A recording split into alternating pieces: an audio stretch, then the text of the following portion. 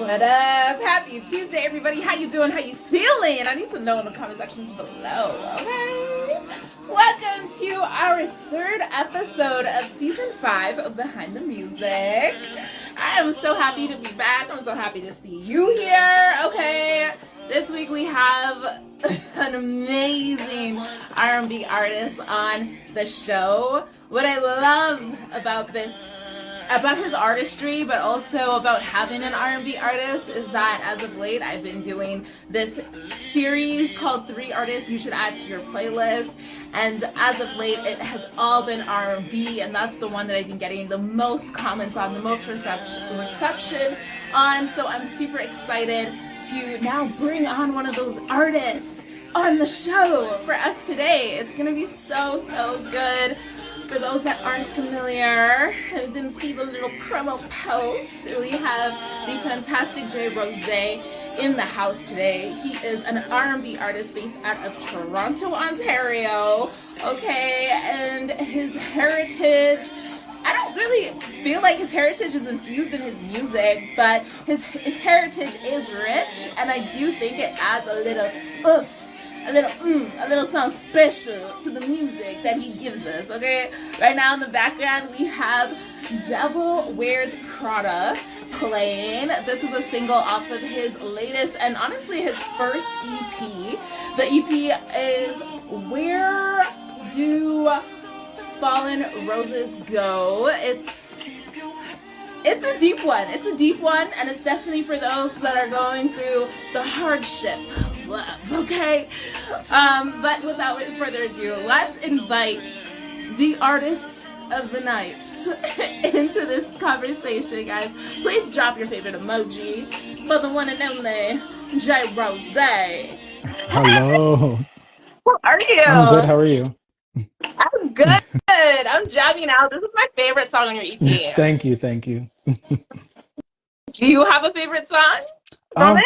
I mean, honestly, when it comes to my music, there's different eras and different feelings for the song. So Devil Wears Prada, actually, I was inspired a lot from the movie Devil Wears Prada and the story of that. And essentially, the writing of that song is very intimate. So I would say in terms of the intimacy and the rawness, that's one of my favorite songs. My all-time favorite, though, in terms of writing would definitely be Relinquish, which would be the last song.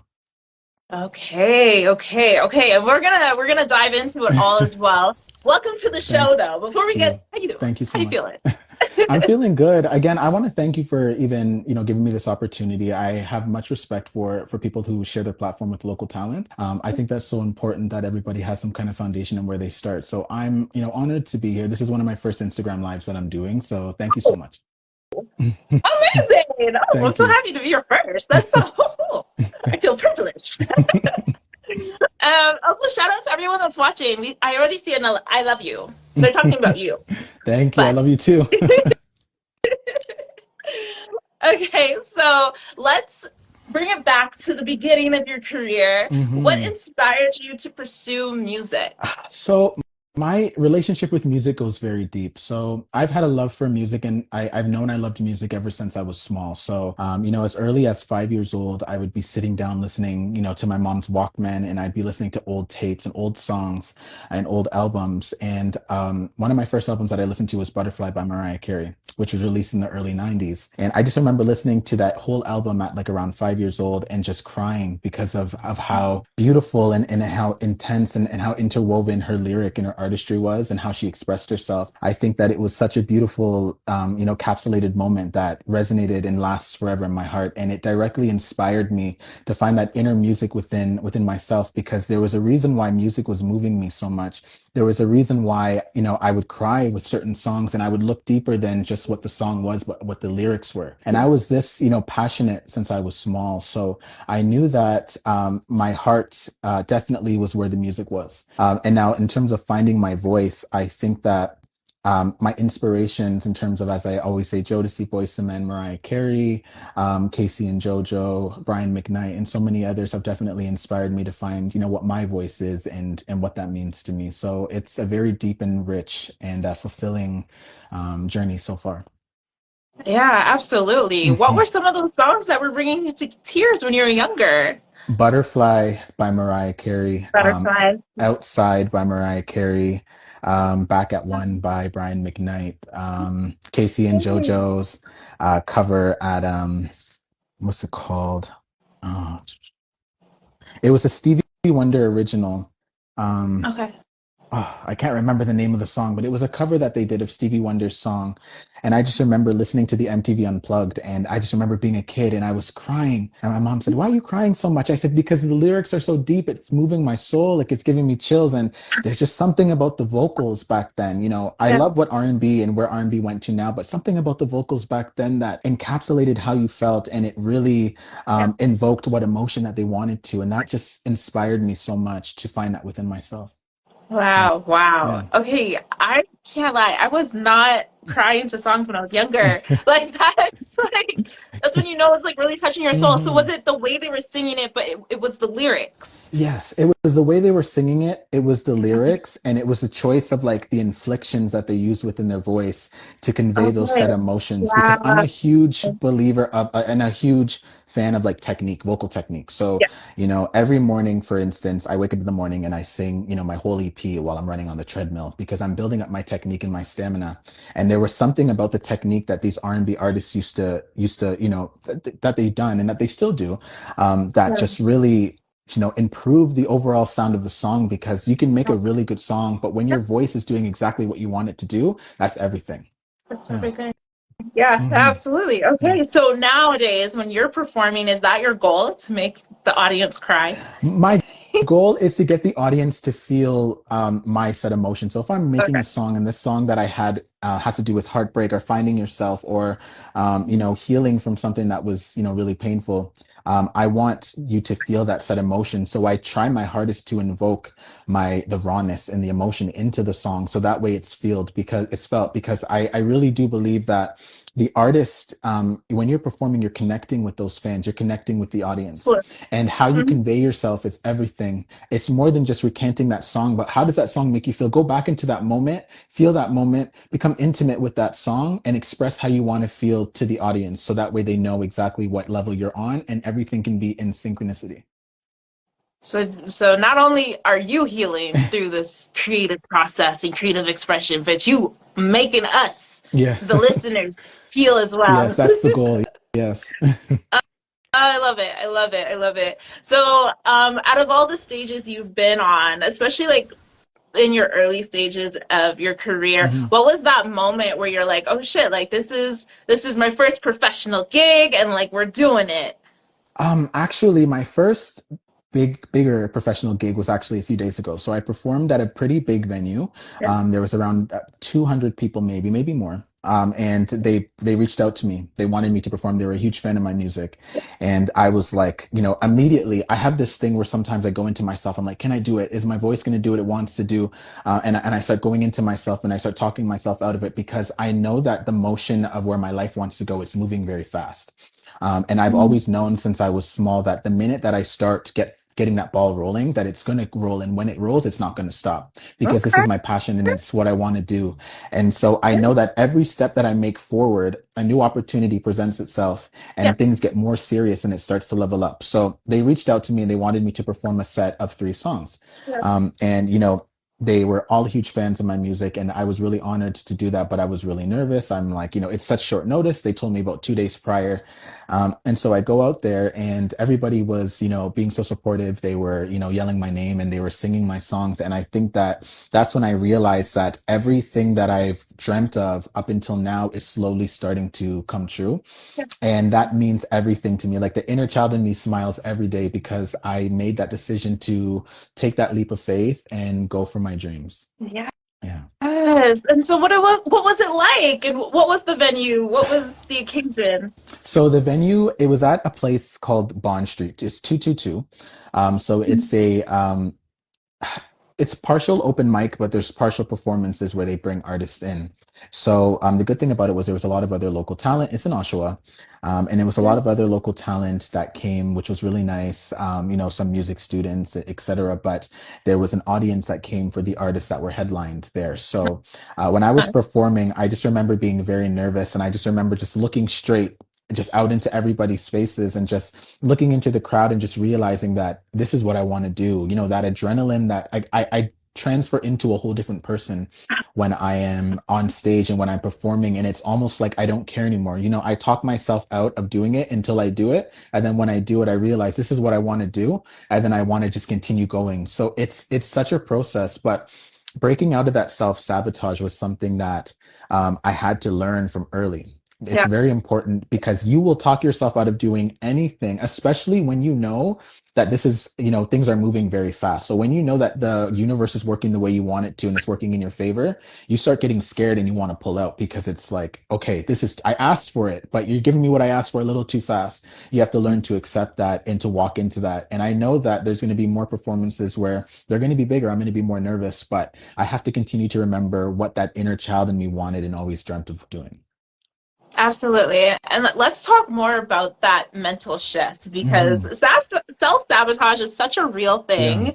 It's so Yeah. unfortunate. Like, why can't I just be positive in my head? Like, I why can't know. that be the norm? But what are some of the things that you tell yourself and practices that you do to combat that negativity? So what I really like to do, and thank you, that's actually a really good question. But what I like to do is right before I perform, I always end up like I do like a practice on. So I have this thing where I work out for about half an hour. I'm on the treadmill and I'm recanting all of my songs, and I do it for my breath control. I do it for my nervousness. It helps to get my nerves out.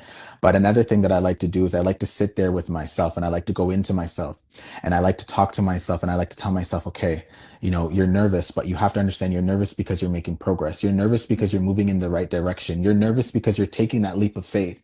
And staying comfortable does not always mean a good thing. So I know that in my heart of hearts, I could say, I don't want to go to this one, maybe the next one, maybe the next one, and I can keep pushing it.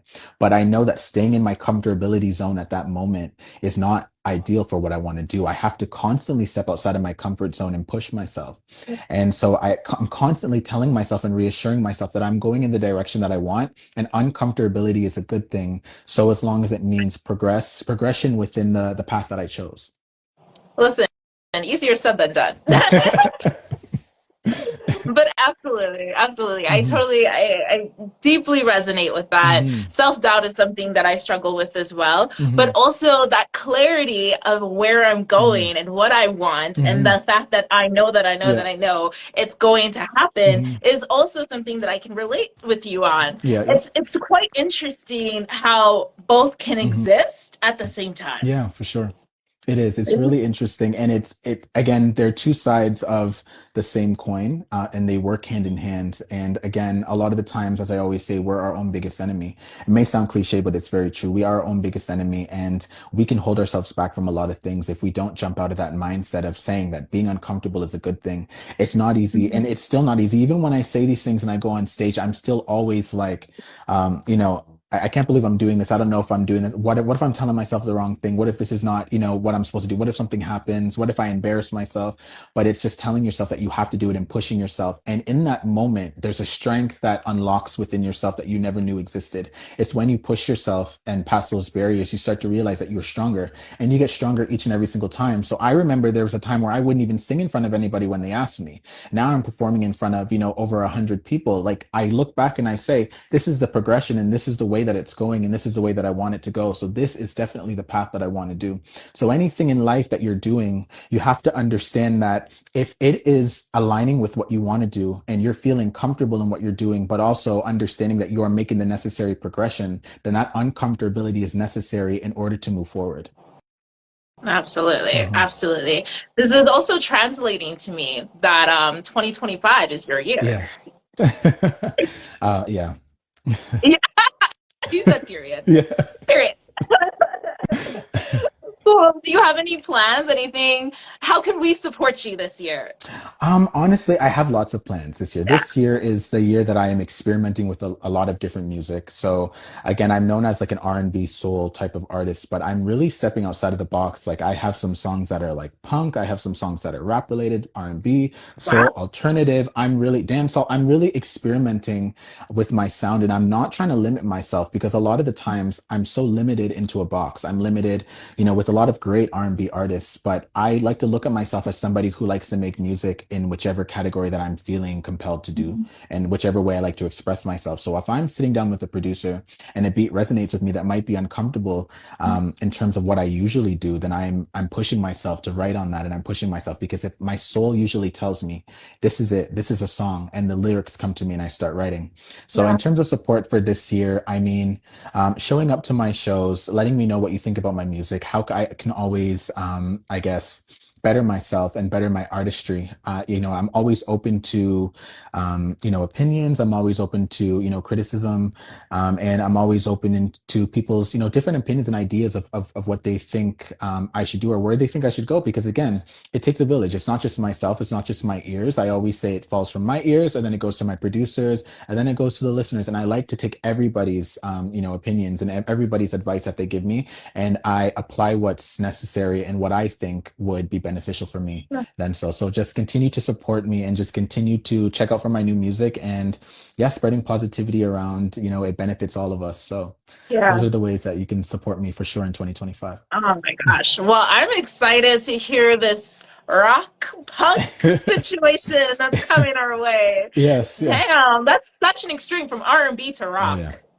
Maybe that's how you should start the song. With like R&B and then You know, like the DJ scratch. it's I'm honest. joking. I'm joking. No, honestly, it's funny because a lot of the music and the way I do punk, it's infused. So I'm infusing a lot of the R&B because my runs and like the way I do certain things, it's R&B, reminiscent, but it has a punk feel to it. So it's really cool on being able to blur those lines and to blend those lines because I really do think that the industry is set to place people in boxes. So it's Yeah, up to the artists to break those barriers and to show that we are more than just R&B. We are more than just, we can express ourselves in whichever way we feel, and that's true artistry for me. absolutely. Mhm. Absolutely. Okay. So with all of these changes and the evolution within your artistry, do you still relate to your first EP? You know what? My first EP will always be that catalyst that set me in a particular place within my life to continue going where I'm going. That was a certain foundation and a leap pad that I needed in order to bounce into who I am today. So that EP, it was written over, a little course of time. And, there was different times that I was motivated, different times that I felt compelled to write certain things that, the spirit, as I always say, was talking to me in within certain songs. And I think that the Yeah. first EP was reminiscent to my emotions and how I was feeling, but it was also the start and the ending of an era. So within my Mhm. next music that's coming out, it's going to be a little bit different from the EP, but that's not necessarily because I was just experimenting, but rather I was evolving. I was evolving my sound and I was growing. So this was my first EP that I've ever done. And my second one, it won't necessarily be similar, but it might be a bit different because I'm evolving and I'm seeing different things. I'm meeting new people. I'm experimenting with different sounds. And that's the beauty of music to me is just being able to evolve, but to go back to those old, because I'm going to go back to that EP. I always say in 10, 20 years from now, I'm going to say, I took that leap of faith and I did that. I might Yeah. have stepped outside of my comfort zone for a lot of things, and I've done certain things that I necessarily would have never done if I, had more time to think about it, but I did it anyway. So that EP was, me saying, this is who I am. And these songs mean a lot to me, but this is the starting of everything, and it's only going to go up from there. I love that. I love that. And what you said about how maybe you would have done something different, but you're proud that you did it anyways. Like that is the mentality to be Yeah, for in. sure. Because sometimes when you're waiting for the perfect moment, you're waiting for the perfect sound, the perfect producer, or like whatever it may be, the perfect element, it might never come. True. And then Yeah, what? true. And then True. what? So at least you did it. You released your first child. Hmm. I'm enjoying it, and I Thank can't you. wait to hear what the next one Thank you sounds so like. much. Thank you. Yeah. Oh my gosh, that's amazing. Okay, so like earlier you mentioned that you're open to criticism, but has there ever been a time where people were like a little bit too controlling when it came to your artistic expression? Yes. So I've had a lot of people come in. So I've been working with a lot of people actually who work within the industry, and a lot of people who know people within the industry. And with that comes a lot of people who like to tell me where they think I should go. So a lot of people say, you have the sound, you have this, you have that, but you need to be a little bit more this, or you need to be a little bit more that, or maybe, less about love and more about other things that, adults talk about and just other things. And it's me always I always tell myself, I don't want to do this if that means losing who I am within how I feel in the music that I make. So I've had a lot of people try to tell me, to be more sellable, you have to be, more this, to be more sellable, you have to be more that, you have to sound more like this. Your songs are amazing, but perhaps you should give these songs to this person and maybe you should have sing these type of songs, do more rap, do more, swear more, show your body more, do this more, do that more. And I'm constantly always telling people I'm staying original to how I feel and to my sound. Now, I'm open to taking advice and different opinions from different, music executives and different individuals that will benefit me, but not change who I am at my foundation. The minute I lose who I am, I lost exactly what I wanted to do, which was to express myself in my truth and to express myself in the fullness of how I feel at those given moments. So if I'm diluting who I am at my core, then there's no point in doing this because it's no longer my passion, but it's yours. Right. Yeah. Exactly. Listen, I feel like you were just like letting some steam out. Okay. Yeah, definitely, definitely. And it's so good that you have that confidence within yourself to understand those situations and hmm identify them for what they hmm are. And then also stand up for yourself in those situations. Because sometimes it's hard to express those things, especially to like higher level music Oh, yes. execs. Yeah. Yeah, so good on you. I'm sensing the Jamaican in you and like that tenacity. Can you talk to us a little bit about how your heritage plays a role in your artistry? Sure. So, having a Jamaican and Ecuadorian, heritage it's something that's it's been so beneficial to me because they're such two beautiful, islands and beautiful countries. And it's, full of such richness and such culture. My family has a huge connection to music. Jamaican people, have such a huge connection to music that can never be denied. Some of the most amazing artists have been brought out of Jamaica. And, Ecuador has such a rich culture for music as well. So my mom and my dad, coincidentally, they're music lovers. They were always music lovers. So I was growing up listening to, my mom's bachata music and my dad's lovers rock. And then my mom listening to certain music, my dad's listening to, and it was blended. But I got to Yeah. have that exposure to different styles of music, different voices, different, afflictions, as I always say, different styles that really influenced me and was able to resonate within me, and also to create a particular type of rhythm that is blended with both. So it's beautiful to be able to experiment on both sides, the Jamaican side and the Ecuadorian side, because it's something that means so much to me, and it's something that I feel as always, it's in my blood. It's in my blood, and my love for music, it stems from my heritage. It stems from where I came from.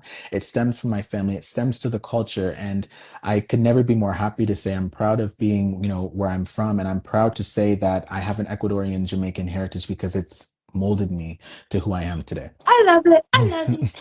We talked a lot about the evolution and how you're just like really just fully stepping into your artistry Yeah. this year. Where would you like to see your career go? So I would like to see my career go, let's just say within the next 5 years. I want to be collaborating with more artists. I want to be performing a lot more at bigger venues. I want to be seen at a bit of a wider audience. I want to explore and experiment a lot more with my sound and experiment working with a lot of other artists. I want to have more amazing interviews like this, and an opportunity to express myself and to show, who I am behind the music, and to, let's let the world know where I come from because it's so important. I want to, be able to refine my craft a lot more because every year that I progress, I'm always looking to refine my musicality and my artistry, and to refine who I am overall as a person, just through life and through different lessons that I learn and different things that mold me to who I am. So I definitely want to be in a better place than where I am now, musically, but just also in life. I want to strengthen my faith because with strengthening my faith, that means that I won't get washed away in the industry, which is so important. So I need my Totally. faith as my That one. foundation. Yeah. Yeah. Yeah. Yeah. And sometimes it takes a while to develop. Like I feel like I grew up in a Caribbean household too. And I feel like obviously Christianity is Yeah. everywhere and they're very strict and stuff. But it takes a while for you to adapt it for hmm yourself and then also understand what it means for Yeah. you and like Yeah. how to apply it in day to day. Like faith Mm-hmm. is instrumental, especially when you're pursuing the arts and creativity, whether it's associated to Jesus Christ or not. Right. Having that faith is it's detrimental. So yeah, I'm glad that's also a part of your journey. Thank you. Yeah. It's really important. Yeah. Yeah. Okay, cool. Mm. Well, it's that time where we hop into a game. Are you down to Yes, play? I am. Okay, so today's game, it's Who Said It, Love or Heartbreak Edition. Okay. So basically, I'm gonna give you a line, and you have to tell me who said that line. Okay. And if you know the song, then that'd be cool too. Okay. Okay. You got it? Yeah. Okay. Okay. All right. Oh, and for all the viewers, if you guys have any specific questions for JRosé, please drop it down in the comment section. We'll make sure to get them answered at the end of the Yes. game. Okay. Okay, so I will always love you, even if I can't have you. Oh. Are you able to kind of like hum it or? Nope. Mm, if I can't have you. But there's two artists on this Okay. song. One's really prominent in the country industry, two women. And the other one is like a legendary R&B artist. Oh. Oh man. I feel like I'm not gonna guess it. Then it's gonna be once you say it, I'm gonna be like I should have. Okay. I will always love you even if I can't have you. Hmm. I'm gonna say I don't know. Which one is it? Which one is that? It is I Will Always Love You by Whitney Houston, and this one's with Dolly Parton. Oh wow. Oh It's no. tricky. It's tricky. Okay, this one is a lot easier. Okay, Okay. we found love in a hopeless place. Rihanna. We found love. Yeah, yeah. Good job. Okay, this next one. Okay, I bust the window out your car. I'm trying to like not sing. Jasmine Sullivan. Yeah, that's right. Okay, the next one. This one's easy too. Okay. You must not know about me. I could have another one in a minute. Beyonce to the left. Irreplaceable. Yes. Okay. Okay. This one. Okay. How you gonna up and leave me now after all the things that we've been through?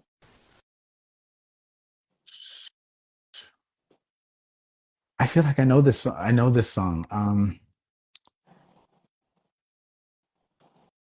Oh, I know the song. You do. Male singer. Um, R&B pop. like, And if you're watching, you know it. Help him out in the comment section. I know this. I know this song. I know this song. Hmm. I feel like I can hear the melody, but I'm like it's like. Hmm.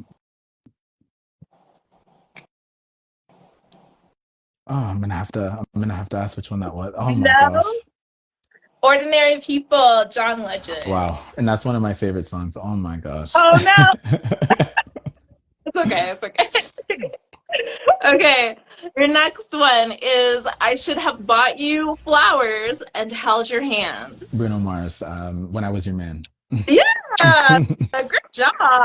Okay. We'll do I don't know if you know this one. Okay. I knew you were trouble when you walked in. Taylor Swift, Trouble. Yeah. Yeah, yeah, good job. I wasn't sure. I was like, do you listen to Taylor Swift?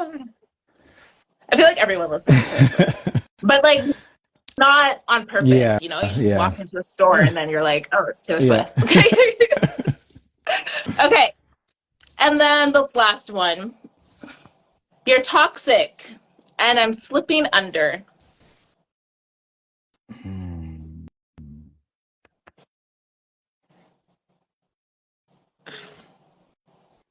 Hmm. I'll say it again. Okay. Yeah. You're toxic. I'm slipping under.